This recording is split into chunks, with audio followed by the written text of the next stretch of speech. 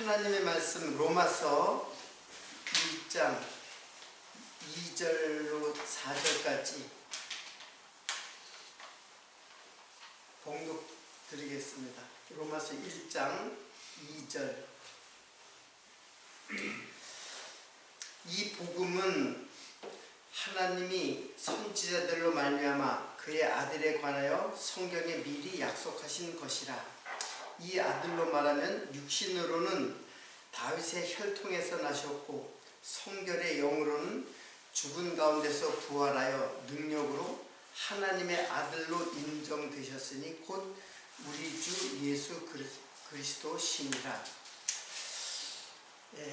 성탄절이 지난해에 성탄절을 갖다가 새해에도 특강이 세 번씩이나 이제 이루어지게 됐는데, 사실 성탄절이 언제인지 모르기 때문에 큰 의미는 없고, 어떻든 오늘 성탄에 대한 마무리를 오늘 하도록 이렇게 하겠습니다. 인간의 그 정체성은 어디서 그 이유를 찾느냐 하면은 그 뿌리에서 이제 찾죠. 미국의 그 뿌리라는 영화가 있었고, 또 그 킨타푼테인가 이제 그런 영화가 있는데, 그거는 그 흑인들이 자기네 조상이 누군가를 그걸 통해 가지고 그 흑인들의 정체성을 찾으려고 하는 이제 그런 주제의 영화예요. 그래서 좀 감명 깊게 본 적이 있는데, 어떻든 인간은 그 정체성은 너 조상이 누구냐 이제 이것으로부터 그 인간의 정체성을 찾으려고 하는 것이죠. 그러면 성도의 정체성은 무엇인가? 성도는 과연 그냥 보통의 인간의 정체성은 자기 뿌리를 찾는 것이지만은 교회의 성도의 정체성은 어디에서 찾느냐? 한마디로 말하면 예수 그리스도에게서 찾는 것입니다. 예수 그리스도와 함께 죽고 예수 그리스도와 함께 부활한 그 성도는 예수에게서 그 정체성을 찾아야 돼요. 그래서 성탄 특강이라고 하기보다는 사실은 예수에 대한 끊임없는 우리들의 그 성경을 통해서 그 약속된 것을 우리가 찾는 거죠. 도대체 예수는 어떠한 분인가에 대해서 특별히 이제 성탄 특강이라는 주제 아래서 우리들이 공부를 했던 것입니다. 지난주에 두 개의 계보를 통해서, 그래서 성경에도 그 조상, 그게 계보잖아요. 계보에 대해서 지난 시간에 두 번째 강의에서 공부를 했는데, 그 계보가 신약에는 두 개가 나온다 그랬죠. 그게 마태복음 1장에 나오는 계보와 누가복음 3장에 나오는 두 개의 계보가 있어요. 자, 마태복음 지난주에 설명했지만은 조금 다시 한번 더 좀 깊게 오늘 공부하도록 하는데, 마태복음은 아브라함과 다윗의 자손 예수 그리스도의 세계라 이렇게 나왔죠. 그래서 아브라함과 다윗의 자손 예수 그리스도의 세계라는 말이 계보라고 그랬죠. 게네시스,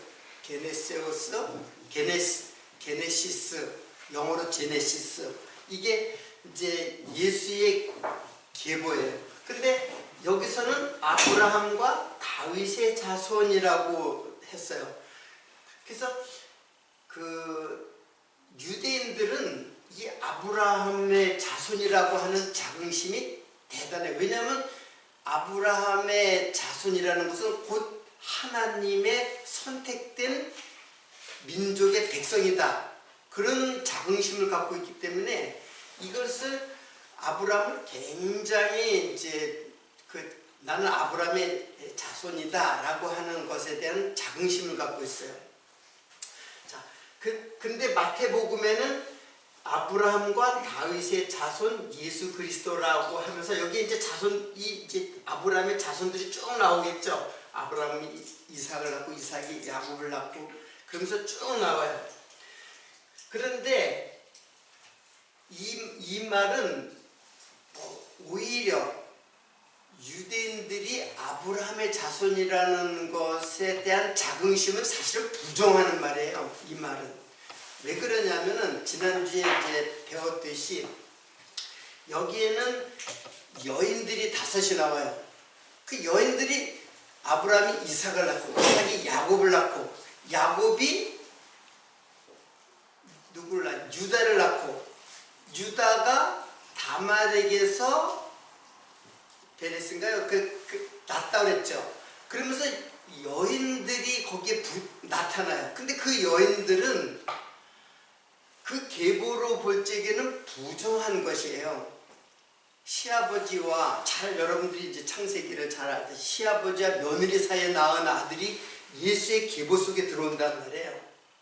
그러니까는 이 계보를 사실상 그 육체적으로 아브라함의 자손이라고 하는 육체적 아브라함의 자손을 사실은 어떻게 보면 부정하는 거예요. 물론 그 계보를 타고 왔어요. 이게 육신으로 오신 예수 그리스도예요. 그래서 아브라함, 여기 사실은 아브라함의 또 그 조상들이 쭉 있잖아요. 그러니까 여기서는 기록을 어디서부터 하냐면 예수부터 시작을 해요. 여기는 아브라함부터 시작했는데 여기는 예수로부터 시작해서 예수로부터 시작해가지고 요셉이죠. 요셉 그리고 헬리 이렇게 나가요. 그리고 다윗이 중간에 나와요. 이 계보가 사람이 굉장히 많이 나오는데 이름들이 나오는데 예수 그리스도의 이상 그랬잖아요. 그 이상은 요셉이요, 이상은 헬리요 하면서 쭉 나가요. 그리고 물론 여기도 아브라함이 나오죠. 아브라함도 여기 물론 나오고, 그리고 어디까지 가냐면 아담까지 가요. 에노스, 그 다음에 셋, 그 다음에 아담, 그리고 하나님까지. 그래서 하나님까지 올라가요. 그리고 여기에는 이상이라는 말이 없다고 그랬죠. 그냥 이름이 쭉 거론이 됐어요. 그래서 아담뿐만 아니라 하나님까지. 생각해보면 하나님과 아담은 좀 구분을 해야 되는 거 아니에요. 근데 그것이 없이, 구분 없이 그냥 하나님으로 직결돼 버려요. 그대로 바로 하나님으로 그냥 직결이 돼 버려요. 자, 그런데 지난주에 이제 제가 5명의 여인이 여기에 나온다 했죠. 다말이 나오고, 그리고 이방 여자 누군가요? 금방 이름을 잊어버렸는데 정탐꾼 라합이죠. 라합, 룻, 그리고 우리아의 아내. 이거 다 죄의 계보예요. 어떻게 보면 지금 이 아브라함이라고 하는 유대인들이 그렇게 우러르고 그 조상으로 인해서 내가 하나님의 자녀가 되었다고 하는 그 자긍심을 완전히 묵살시키는 계보예요.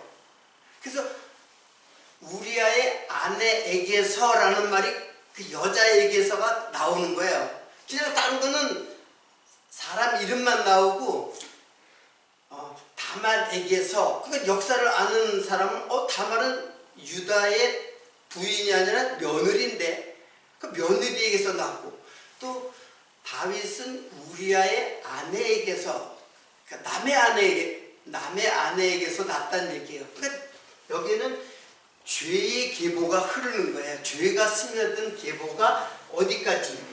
예수까지 흐르는 거예요. 요셉까지 흐른 거죠. 예.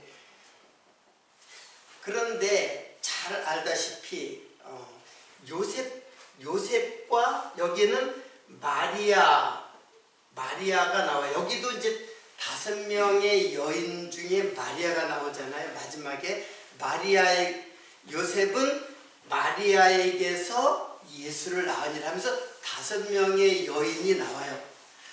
근데 가장 애매한 게 마리아예요. 마리아는 잘 이제 그 누가복음에 이제 잘 나타나는데, 마리아가 요셉은 정혼을 했어요.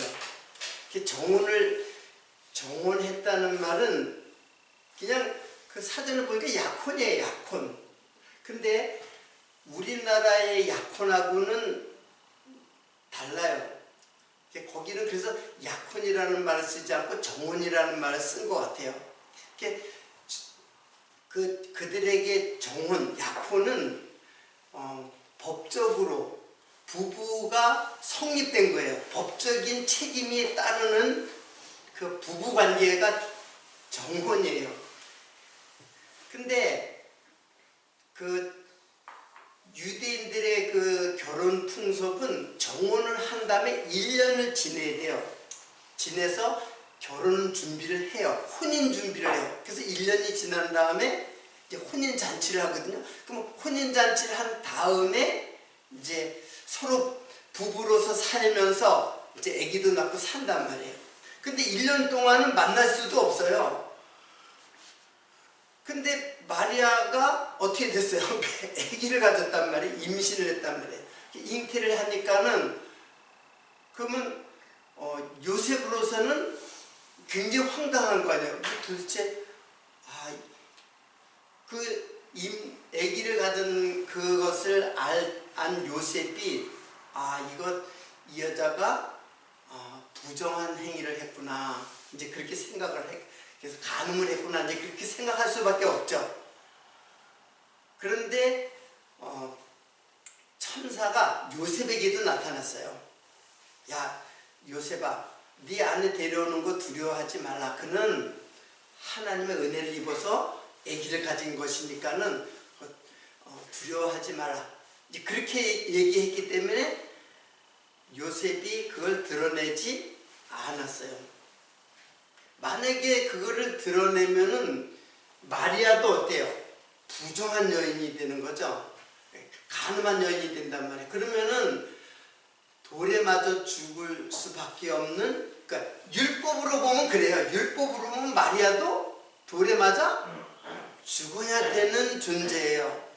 자, 그러니까 이런 계보를 타고 예수님이 오셨어요. 지금 이게 내려오잖아요. 이걸 제가 마태복음은 위에서 내려오는 예수를 지금 기록을 했잖아요. 그래서 이걸 제가 뭐라고 했죠? 이거를 예수의 낮아지심, 예수의 낮아지심이라고 제가, 이게 신학적으로는 이제 비하라고 해요. 그리스도의 비하라고 하는데, 어떻든 예수님의 탄생은 아브라함으로부터, 마태복음에는 아브라함으로부터 그 예수에 대한 탄생을 얘기했어요. 근데 요한복음은 이거는 유대인을 향해서 쓰는, 유대인을 대상으로 쓴 거라 했잖아요. 그래서 유대인들을 대상으로 썼기 때문에 아브라함부터 시작한 거예요. 그러나 누가복음에는 반대로 여기서부터 시작해요. 기록을, 역사는 이렇게 흐르죠. 물론 이렇게 흐르는데 기록을 여기는 어떻게 기록했어요? 위로 올라가는 방식으로 그 위로 올라가는 거예요. 그리고 그냥 누가 누구를 낳고 뭐 그런 것도 없어요. 누구의 아버지는 누구다 그런 말도 없어요. 그냥 요셉, 그 다음에 헬리 이렇게 나온 거예요. 헬리. 그리고 쭉 나가서 하나님까지 그냥 바로 지켜요. 아담, 하나님 그렇게 나왔어요. 그러면 이 말은 곧 뭐예요? 예수 그리스도는 하나님과 직결이 되는 거예요. 즉 예수는 하나님이다라는 사실을, 그리고 더 나아가서 마리아는 요셉과 죄인과 죄인이 만난 것이 아니라 마리아라고 하는 죄인, 흙이죠. 흙에 씨가 떨어진 거예요. 성령의 씨가. 무슨 여기는 요셉과 마리아가 만났다면은 죄인과 죄인이 만난 거죠. 그러면 구속주가 될 수가 없어요. 죄인과 죄인이 만나면은 죄인이에요. 인간이란 말이에요. 근데 예수 그리스도는 하나님의 씨가 마리아의 몸에 잉태된 거예요. 자, 이거는 여러분 구약의 그 창세기에 보면 이 개념이 굉장히 중요해요. 이게 씨와 밭의 개념이에요. 이 씨와 밭, 이게 땅이잖아요. 땅. 이게 하늘과 땅의 개념을 씨와 밭으로, 그래서 창세기에 씨가 먼저 나오는 거예요. 씨 가진 열매 맺는 나무, 씨 가진 씨 맺는 채소, 뭐 이런 말이 나오는 거예요. 그 씨가 뭐냐면 이게 자손이에요. 자손. 씨를 이제 히브리말로 제라라고 하는데, 제라는 그 식물의 종자도 제라라고 하지만은 그거는 창세기에서만 나오고 그 뒤로는 계속 자손을 갖다가 제라로 사용을 해요. 그러니까 씨라는 것을 통해서 하나님께서는 자손을 지금 말씀하고 있어요. 씨를 얘기하고 있어요. 그래서 이삭이라야 내 씨라 칭하리라. 그러니까 이삭으로 나와야지 된다는 얘기예요. 그리고 이게 밭이에요. 밭. 그러니까 씨가 밭에 떨어진 거예요. 그러니까 요거는 뭐냐면 성령의 씨가, 즉 하나님의 씨가 어디에 떨어진 거예요? 마리아라고 하는 밭에 떨어진 것을 의미하는 거예요. 여러분, 우리가 아담이라고 하잖아요. 이게 사람이거든요. 아담. 아담이라는 말도 이게 아파르 플러스 담이에요. 아파르 플러스 담이에요. 그럼 아파르는 뭐냐면 흙이에요. 흙, 티끌, 먼지, 그런 뜻이에요. 그리고 담은 요건 피예요. 담은 피예요. 그러면 이게 이제 흙과 피라고 그랬잖아요. 요거는 흙이지만 이거는 피는 생명을 상징하고 있어요. 생명을 상징하는 것이 피예요. 혈통. 그래서 유대인들이 그 혈통을 중요시하는데, 그래서 피는 바로 생명을 나타내는 거니까, 그러니까 아담이라는 말은 흙이라고 하는 땅과 피라고 하는 하늘을 같이 조합한 언어예요. 그 성전에서 제사를 지낼 때 짐승을 잡아서 거기다 태우잖아요. 태우기 전에 각을 막 떠가지고 피를 받아요. 피를 받고 그 살은 어떻게 해요? 다 불살라버려요. 다 태워버려요. 흙을 태운다는 얘기예요. 그리고 피는 어떻게 해요? 저 지성소까지 가요. 하나님에게까지 가요. 왜 그러냐면 이게 생명을 상징하기 때문에 그래요. 그래서 피를 먹지 말라고 하는 것도 그런 뜻이고, 생명을 죽이지 말라고 하는 의미를 가진 것이고. 자, 그러니까는 지금 이 계보는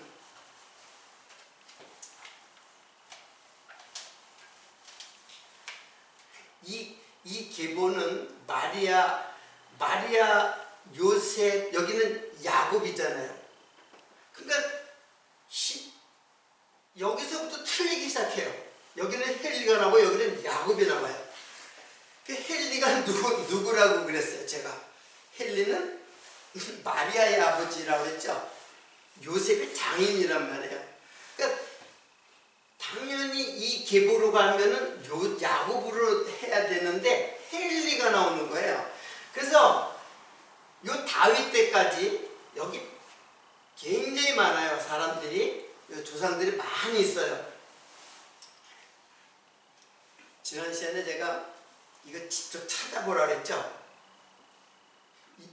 여기에 계보, 여기는 이렇게 내려온 계보를 적었고 여기는 위로 올라간 계보를 적었는데 그걸 쭉 적어본 걸 비교를 해보면은 이것과 이것이 사실은 어떻게 맞아야 되죠. 원래는. 그런데 다 틀려요. 여기서부터 다윗까지는 다 틀려요. 다윗에서 똑같이 만나요. 다윗에서 똑같이 만나는 것은 지난주에 제가 설명을 했죠.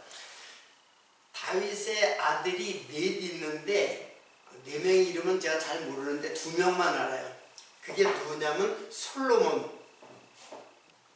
솔로몬과 그리고 나단이라는 아들이 있어요.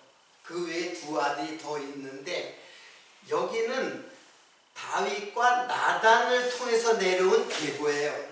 그리고 여기는 솔로몬을 타고 내려온, 그러니까는 이름이 틀릴 수밖에 없죠. 그리고 여기서부터 여기까지는 어때요? 여기서부터 여기까지는 똑같아요. 똑같이 나와요. 그리고 여기서 딱 끝나요. 아브라함에서 딱 끝나고 누가복음은 아브라함을 넘어서 그 다음에 데라, 셈, 그리고 노아 이렇게 해서 무드셀라 막 또 올라가요. 쭉 올라가서 나중에 하나님까지 이어져요. 자, 그래서 이 계보는 사람의 아들이다라고 하는 거예요. 사람의 아들, 인자라고 하는 거예요. 그래서 예수님이 자신을 안트로포스, 휘호스 그러는 거예요. 근데 오늘 로마서를 보면은 이게 마지막에 뭐라 했어요? 성결의 영으로는 죽은 자 가운데서 부활의 능력으로 하나님의 아들로 인정됐어요. 지금 여기는 하나님의 아들, 여기는 사람의 아들이고 여기는 하나님의 아들이라고 하는 거예요. 근데 제가 첫 강의 때 하나님의 아들로 불리워지는 것이지 하나님의 아들이 아니에요. 하나님이에요. 하나님이 왜 아들로 오셨는가?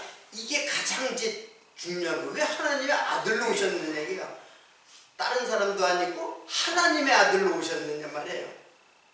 그걸 오늘 이제 로마서 여기에서 이 말씀부터 이제 풀어 나가려고 하는 것입니다. 이 복음은 하나님의 선지자들로 말미암아 이제 구약에 다 이제 예언됐다는 얘기죠. 그의 아들에 관하여 성경이 미리 약속하신 것이라. 아들로 말하면 육신으로는 이게 마태복음에 나온 혈통이에요. 다윗의 혈통에서 나왔고, 성결의 영으로는, 자, 성결의 영이라고 하는 것은 하기오신의 푸뉴마라고 그래요. 하기오신의 푸뉴마. 이거 지우겠습니다.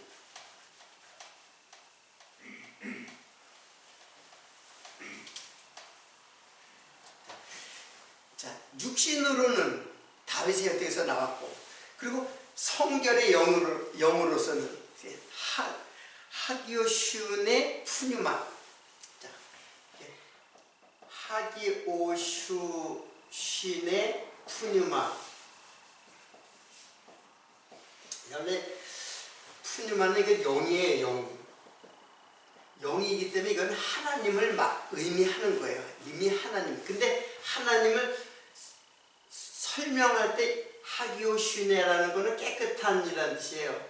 깨끗한 영, 그런 뜻이에요. 그러면 이건 누구냐면 바로 성령이죠. 성결의 영이라고 하는 것은 깨끗한 또는 거룩한, 구별된 그런 뜻이에요. 이 푸뉴마가 사단에게도 이제 사용되는 말이거든요. 악령할 때도 푸뉴마예요. 푸뉴마 다이모니온 하면 악령이에요. 그것과 대조된 말로서 이제 하기오신의 푸뉴마 또는 푸뉴마 하기오스 그러면 성령이에요. 그러니까 요거는 깨끗한 하고 설명하는 형용하는 영이니까 똑같은 말이에요. 푸뉴마 하기오스 아니면 하기오신의 푸뉴마 똑같은 말이에요. 다 뭐예요? 성령이에요. 근데 이것을 뭐라고 그래 사전에 보면은 이게 그리스도의 영이라고 해요. 그리스도의 영. 그러니까 그리스도라는 말은 영이라는 뜻이에요. 즉 하나님이라는 뜻이에요. 그러니까 예수로는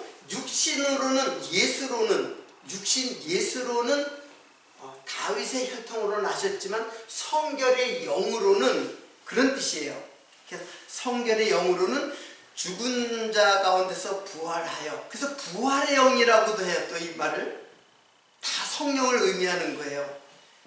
부활의 능력으로 하나님의 아들로 인정되셨으니 하나님의 아들로 인정되셨다. 여러분 갈라디아서 4장 4절로 5절까지의 말씀이 이런 말씀이에요. 때가 참에 하나님이 그 아들을 보내사 여자에게 나게 하시고 율법 아래 나게 하신 것은 율법 아래 있는 자들을 속량하시려고 우리를 아들의 명분을 얻게 하려 하심이라 이런 말이 있어요. 자, 그러면은 지금 예수는 어떠한 분이신가? 예수는 하늘에서 땅으로 마태복음을 통해서 내려오시죠. 그래서 내려왔다가 다시 올라가시는 이게 낮아지심이고 이게 높아지심에 대한 말씀인데 이렇게 유턴하는 거예요. 유턴을 하는 거예요. 땅으로 내려왔다 땅으로 올라온 거예요. 근데 땅으로 내려올 때는 이게 바로 법대로라는 뜻이에요. 율법대로. 그 율법 아래 나셨다는 말을 하시는 거예요. 예수님이 어떻게 나셨느냐? 율법 아래 나셨다는 말이에요. 그 율법 아래 나셨다는 말은 바로 법대로 왔다는 뜻을 의미하는 거예요. 그래서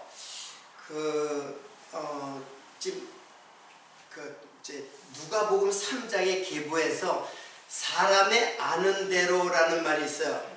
누가복음 계보에 시작할 때 사람의 아는 대로라는 말이 노미조예요. 노미조는 사람의 아는 대로가 아니에요. 노미조 호스랄 때 뭐뭇에 따라, 호스는 뭐뭇에 따라라는 말이고 노미조는 노모스에서 온 말이에요. 그 노모스가 바로 계명이에요. 계명. 그러니까는 사람의 아는 대로가 아니라 법에 따라서 왔다 그런 뜻이에요. 예수는 법에 따라서 왔다. 그게 바로 요셉과 마리아의 그 법적인 용어라고 그랬잖아요. 이제 정혼했다는 게 법적인 효력을 발생할 수 있는 관계란 말이에요. 이미 부부가 된 거예요. 같이 1년 후에 혼인하지 않아도 이미 부부가 된 거예요. 그때부터 법적인 부부예요. 그게 바로 법에 따라서 왔다는 뜻이에요. 그러니까는 예수님은 육신으로는 법에 따라 왔다는 것을 말하는 것이고 법에 따라 왔다는 것이 바로 율법 아래 왔다는 뜻을 말하는 거예요. 여러분 이제 무슨 말씀인지 이해가 가시는지 모르겠어요. 이게 굉장히 중요한 고리 역할을 해요. 율법 아래 왜 율법 아래 나셨는가? 그러면은 거기에 대한 정답이 바로 지금 갈라디아서 이 말씀 이게 이제 지금 말씀이에요. 그래서 그 아들을 보내사 여자에게 낳으시고, 이게 다 법적으로는 용어예요. 율법 아래 나게 하신 것은 율법 아래 있는 자를 어떻게 하려고? 속량하시려고. 우리로 아들의 명분을 얻게 하려 하심이라. 결론적으로 쉽게 얘기하면 하나님이 왜 아들로 오셨냐면은 우리를 뭐 하려고? 아들 삼으려고 그 율법 아래에서 율법 아래에 있는 자들을, 그러니까 원래는 우리는 하나님의 아들이 아니잖아요. 누구의 아들이에요 우리는? 그래서 창세기에 뱀에 대해서 공부하는데 우리는 누구의 아들이에요? 원래 마귀의 아들이에요. 마귀. 뱀의 아들이 뱀의 아들. 뱀의 자식이에요. 독사의 자식들. 원래 우리는 뱀을 순종했기 때문에 뱀의 자녀가 되는, 그래서 뱀에게 묶여 사는 자들이에요. 그런데 율법 아래 오신 것은, 율법 아래 오셨을 뿐 아니라 율법 아래서 죽으셨어요. 이게 로마서 3장 19절이에요. 그러니까는 그 이유는 아들의 명분, 율법 아래 나신 이유는 아들의 명분을 얻게 하려 하심이라. 그럼 아들의 명분이라는 말은, 이거는 이제 휘오데시아라는 라고 이제 헬라어로 휘오데시아인데, 이거는 아들로 받아들이다. 아들로 받아들이다. 그러면 아들이 아닌데 아들로 받아들이는 사람을 뭐라 그래요 우리는? 그렇죠, 양자라고 그러잖아요. 양자라고 그러잖아요. 양자. 그래서 그 부모는 양부라 그래요. 근데 양자는 친자의 법적 지위를 갖게 돼요. 그 양자와 친자는 양자로 받아들이면 친자와 똑같아요. 똑같은 그런 효력을 발생하는 건 되게 상속할 때 그래요. 그러니까 양자로 받아들이면은 친자와 똑같이 재산도 똑같이 분배를 하고, 만약에 친자가 없으면 친자의 상속을 다 받는 게 양자예요. 그러니까 우리는 누구예요? 하나님의 양자로 입양된 거예요. 입양. 원래는 누구 자녀이기 때문에 마귀의 자녀였는데 양자로 입양을 시켜요.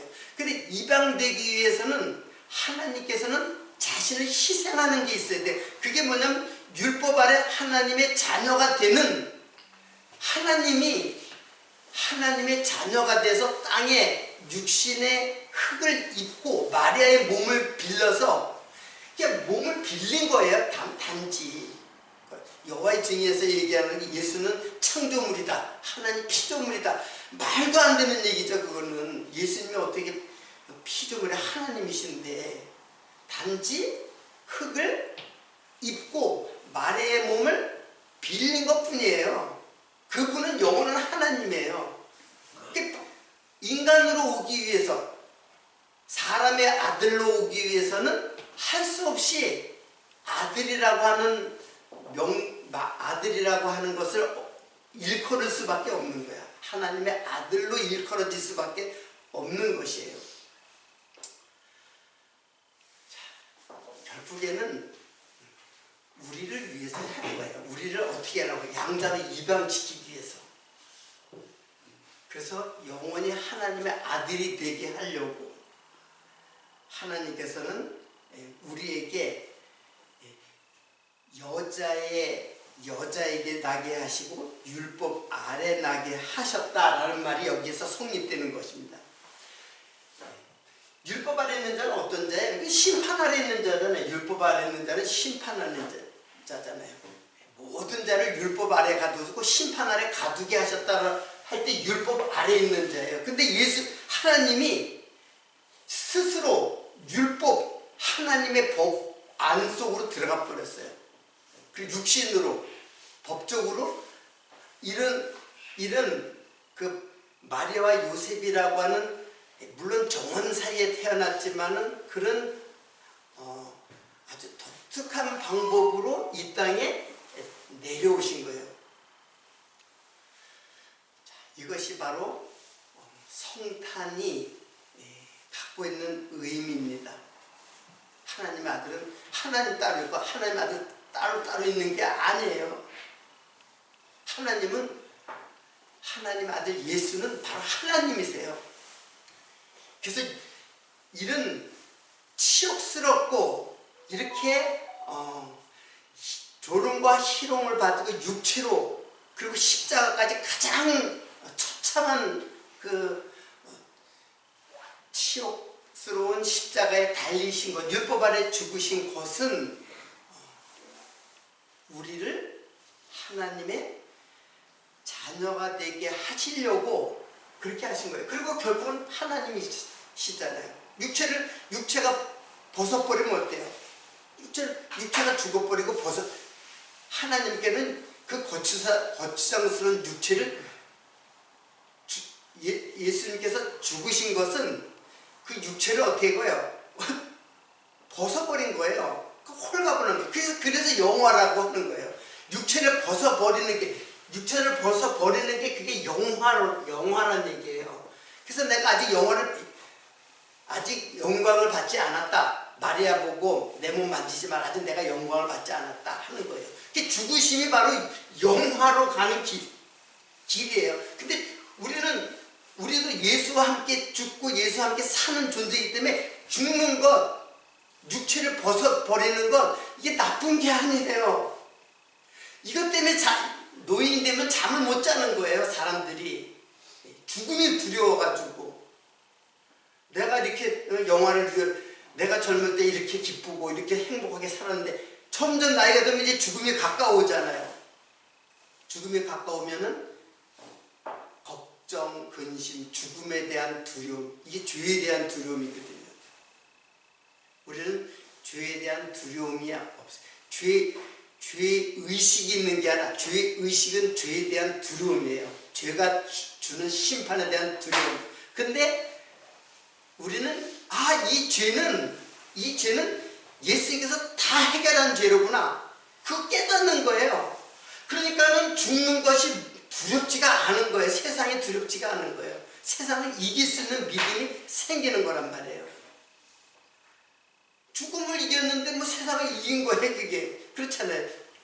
죽음이 세상인데 세상의 두려움은 죽음이란 말이에요. 근데 그 죽음을 내가 이겨버렸어요. 뭐가? 예수를 믿는 믿음이. 왜? 예수와 함께 죽고 예수와 함께 살았다고 하는 이 믿음을 갖게 되니까는 죽음이 두렵지가 않은 거예요. 우울증에 시달릴 이유도 없고 불면증에 시달릴 이유도 없고 두려움에 떨 이유가 없어요. 죽음은 그냥 그 더럽고 누더기 같은 옷이거든요. 육체라는 거는 계속 사단한테 괴롭힘을 당하잖아요. 그 육체는. 예. 육체는 죄를 지을 수밖에 없잖아요. 그러니까 사단이 자꾸 너 그래가지고 너 하나님 믿는 사람이라고 할 수 있어? 하고 유혹한단 말이에요. 그래, 난 죄인이다. 그렇지만 이제 예수께서 다 도말하신, 율법 아래서 다 도말한 죄다. 그러니까 죄는 두 가지죠. 용서받을 수 있는 죄와 용서받을 수 없는 죄. 용서받을 수 없는 죄는 뭐예요? 예수를 안 믿는, 생명에 대신 예수를 믿지 않는 게 그게 죄예요. 뭐 거짓말하고 도둑질하고 간음하고 그런 게 죄. 그거는 죄를 알게 하는 죄예요. 그거 알아야 돼요. 어떤 의미에서는. 그래서 죄를 짓고 죄가 무엇인지를 알게 하는 것. 율법은 나쁜 게 아니라 율법으로 그 죄를 아는 거예요. 그래서 나는 죄인이구나. 내가 의인인 줄 알았는데, 내가 옳은 줄 알았는데, 아, 내가 틀리구나. 내가 죄인이구나. 나는 완전히 파산된 죄인이구나. 그래서 예수에게로 간단 말이에요. 예수에게로. 그 죄를 알아야지 예수에게로 가지. 그걸 모르면 맨날 자기가 옳다는 거야. 자기가 항상 자기가 옳아. 다 정치인들의 싸움 다 자기가 옳다고 그랬잖아요. 이쪽에서 보면 이쪽이 옳고, 이쪽에서 보면 이쪽이 옳은 거지. 이게 무슨 옳긴 뭐가 옳아요. 다 내가 볼 때 다 틀린 거지. 인간의 생각에는 그럴듯한 이유가 있겠지만은 선하게 하나님 기준으로 보면 다 죄인이에요. 다. 하나님만, 즉 예수만이 의예요. 예수만이. 이 세상엔 의가 하나도 없어요. 그 의를 우리에게 입혀주시기 위해서 예수의 겉옷을 입혀주기 위해서 예수님이 흙의 옷을 입고 이 땅에 오셨어요. 그리고 이제 그걸 훌훌 벗어가지고 나와 함께 해가지고 함께 옷을 벗어버리고 그리고 영화롭게 가시는 예수 그리스도. 자, 이분이 2000년 전에 아기로 오셨다는 거예요. 그분은 그리스도예요. 예수가 하나님의 아들 그리스도이심을 믿게 하려 합니다. 이게 그 요한복음 마지막에 나오는 거예요. 결론이에요. 그래서 이게 요한복음의 결론을 갖다가 또 이제 말씀을 드리겠지만 성탄절을 통해서 제가 그 요한복음을 다시 설명을 드린 것입니다. 일단은 성탄절 3번의 특강으로 오늘 마치도록 하고, 사실은 성경 전체가 이 내용이에요. 이 내용을 알게 하는 내용이에요. 그래서 내년에 성탄 특강에 이 부족한 부분이 지금 많이 있는데 그거는 그때 가서 다시 하도록 하고, 일단은 성탄 특강을 마치도록 하겠습니다. 새해에 여러분들이 이 예수를 내 마음속에 영접을 하고, 이미 영접한 분도 계시고 혹시라도 내 마음에 이 말씀을 깨닫지 못했다면은 예수 그리스도를 영접하고 여러분의 마음속에 영원한 안식의 나라를 소망하는 한 해가 되기를 기원드립니다. 마치겠습니다. 그렇습니다.